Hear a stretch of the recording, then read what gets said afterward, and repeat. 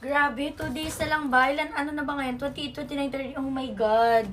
So, ayan. May nag-comment, sabi niya, nakuha ko na lahat ng pa-challenge mo, Ate Riri. Bakit hindi mo pa rin ako napili?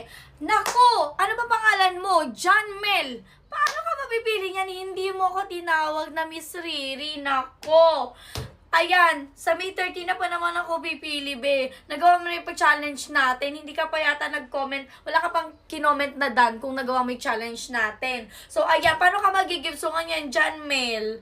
Nako, ayan o, ang dami ko pa naman gigibsungan. Bibili pa naman ako na 5 na gigibsungan sa May 30.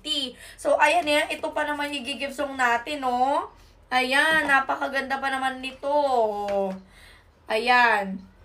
'Di ba? So, ayan, sino dito yung mga tatawag sa akin ng Miss Riri? Yung magko-comment ng Dan na nakagawa ng challenge ko.